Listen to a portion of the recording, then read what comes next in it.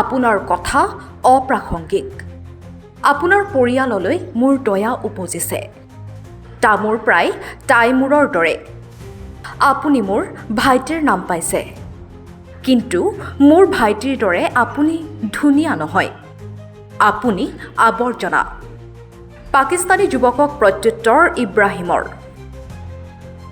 Bollywood তাৰকা ছেইফ আলী খানৰ পুত্ৰ ইব্ৰাহিম খানে আত্মপ্ৰকাশ কৰা প্ৰথম ছবি নাদানিয়াক লৈ বিস্ফোৰক মন্তব্য পাকিস্তানী যুৱক তামুৰ ইকবালৰ।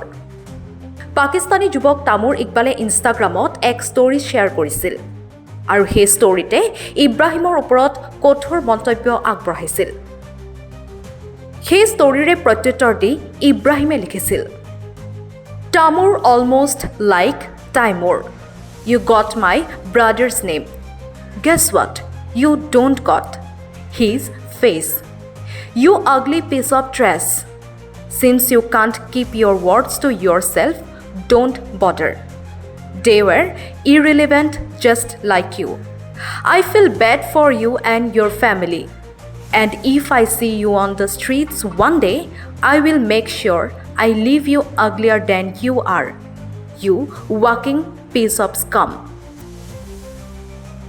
হে মন্তব্যক লক্ষ্য কৰিয়েই এই তীব্ৰ প্ৰত্যুত্তৰ ইব্ৰাহিমৰ।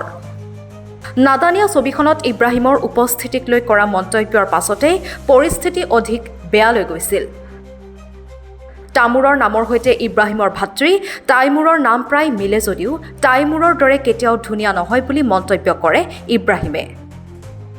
ইয়াৰ উপৰি পাকিস্তানী যুৱক তামুৰক আৱৰ্জনাৰ লগতো তুলনা কৰে ছেইফ আলী খানৰ পুত্ৰই আৰু তেখেতৰ ভাৱ চিন্তাৰ লগতে মুখৰ ভাষ্যক অপ্ৰাসংগিক হোৱাৰ বাবে তামুৰৰ পৰিয়ালবৰ্গলৈও দয়া উপজাৰ কথা উল্লেখ কৰে ইব্ৰাহিমে। ইব্ৰাহিমৰ প্ৰত্যুত্তৰ পাছত পাকিস্তানী যুৱক তামুৰে লিখিছিল, এইজনহে মোৰ মানুহ। মই চিনেমাখনত এইজন ল'ৰাক চাব বিচাৰোঁ। সেই ভুৱা কৰ্ণেট ক্ৰিঞ্জি মানুহ নহয়। আপোনাৰ ওপৰত কৰা মন্তব্য বেয়া আছিল, কিন্তু আপোনাৰ দেউতাৰ মই বিশাল অনুৰাগী। তেওঁক হতাশ নকৰিব।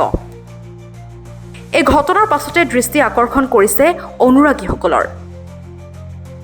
ভিন্নজনৰ বাবে এয়া হৈ পৰিছে মনোৰঞ্জনৰ বিষয়। Entertainment desk, MMD focus.